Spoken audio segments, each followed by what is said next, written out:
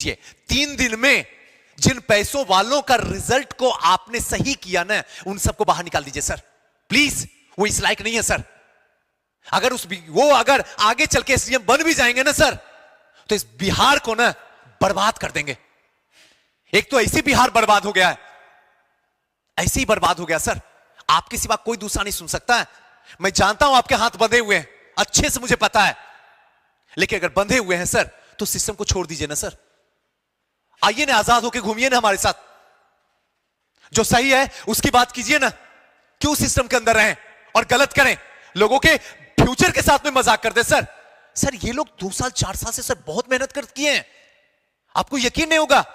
18 साल 20 साल 22 साल के लड़के लड़कियों की उम्र 44 साल दिखती है। हां सर, कोई शादी करने के लिए तैयार इन लोग से नहीं है। शकल पे झुर्रियां पड़ गई, बाल आगे से उड़ गई है, लगता है कि पति इसका चला गया है। इतनी बड़ी उम्र हो गई, इतनी कंसंट्रेशन से, इतनी ताकत से, इतनी मेहनत से, इतनी मिन्नत से तैयारी करती है और आपके आप पल भर में बर्बाद कर देते हैं। छी, ऐसे मत कीजिए सर।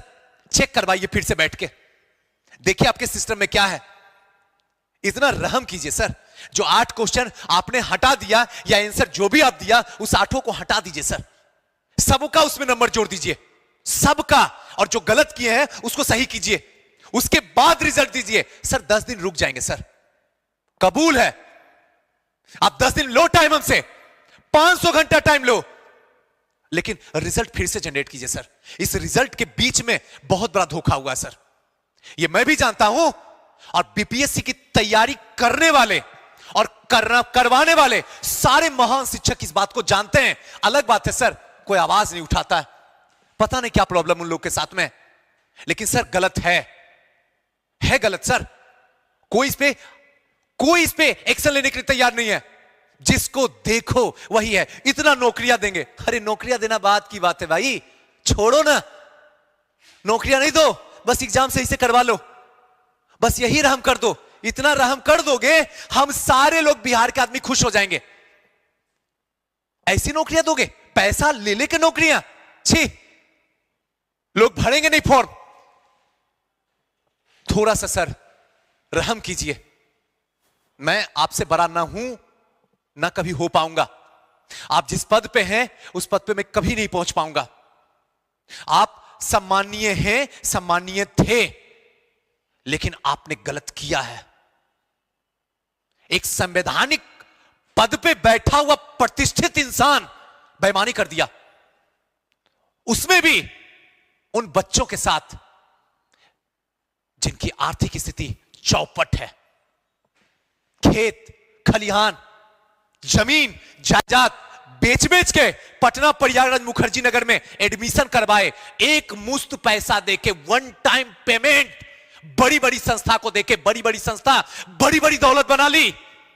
बच्चे तो सड़क पे आ गए सर, बच्चे को तो कोई नहीं देखता सर। कम से कम आप तो देख लो, थोड़ा सा रहम करो। बाकी सर जो सोचना है आप ही सोचेंगे, ज्यादा बोलने के लिए कोई शब्द ही नहीं बचा हुआ, एकदम निशब्द हूं। ये जैसे ही देखा सुना तो दिमाग के ऊपर का पूरा फर्स्ट फ्लोर ही खाली हो गया। ये क्या, ऐसे कैसे कोई कर सकता है? सोचिए, ठीक है मैं आवेश में बोलता हूं, मैं हमेशा अपने शब्दों का ख्याल रखता हूं, अपनी मर्यादा में रख के, कि नहीं ये बहुत सारे लोग हैं जो देख रहे हैं, लेकिन जब बांध टूट जाती है, जब सपने रूठ जाते हैं, जब कट ऑफ गले तक उतर नहीं पाती है, सपनों में भी यकीन नहीं हो पाता है, तब अंदर से सुनामी चलती है। और जब सुनामी चलती है तो सिर्फ बर्बादी होती है, इसके सिवा कुछ भी नहीं होती है। तब जाके मजबूर होके आपके सामने गरजता हूं, वरना कोई शौक नहीं है मुझे, कोई शौक नहीं है। 10 साल 15 साल का तो मेहमान है, आधी जिंदगी तो खत्म हो चुकी है, आधी की तिहाई हिस्सी खत्म हो चुकी है। खैर अब सुनिए, उसके बाद दूसरा स्टेटमेंट आयोग साहब का, कि मई में जो पेपर लीक होने की वजह से कैंसिल हो गया, उसके बाद बच्चे एक्टिव हो गए, दिल से पढ़ने लगे, ईमानदारी से पढ़ने लगे, बच्चों में जागरूकता फैल गई।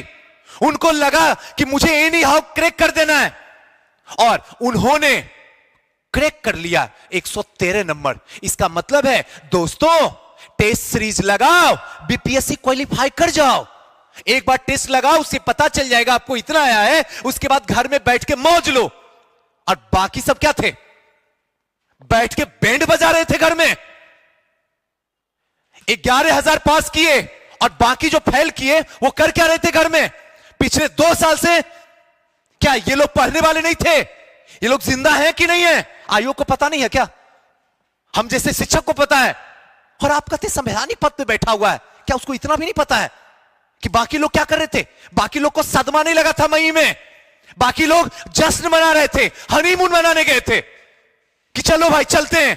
हद तमाशा है भाई, कुछ भी जो मनाए बोल दो, बच्चा है ये सुनेगा ही। ऐसे भी क्या है, बीपीएससी का एस्पिरेंट्स है, कहां जाएगा? संवैधानिक पद पे बैठे हुए हैं, बोल के देखे तो बता देते हैं। बस यही तो चल रहा जी। 8 प्रश्न, कितने के गले को 8 बार काटा है, किसी के सपने को 8 बार रौंदा है, 8 बार रौंदा है, मुर्दे को काटा है 8 टुकड़ों में। क्या सजा नहीं मिलनी चाहिए? आपसे पूछता हूं, 2 साल। अरे साहब आप बोल रहे हो मई से स्टूडेंट सीरियस हो गया था, तो जिससे तुम क्वेश्चन छपवाते हो, क्या उसको तुमने नहीं बताया कि तुम भी सीरियस हो जाओ?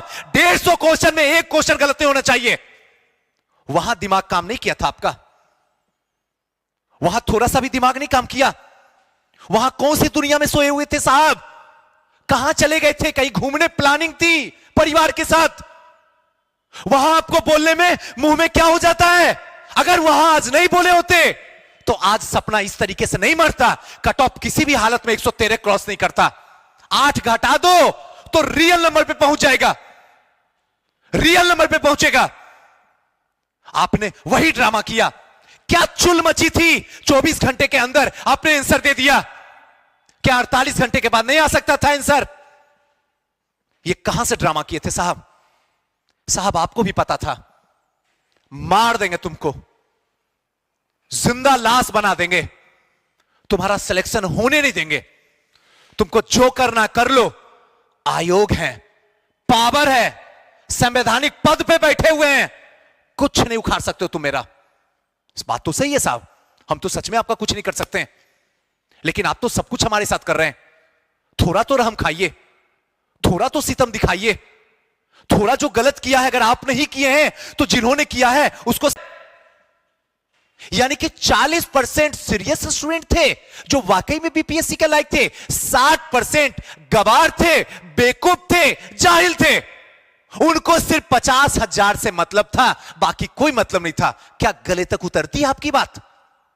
आयोग की यह बात आपके गले तक उतरी? क्या ऐसे कोई जवाब देता है क्या? तनिक सोच के देखो, यही तो जवाब हो रहा। अगर 40% सीरियस वाले थे तो क्या 3 लाख जो बैठे थे उनको 50,000 चाहिए था?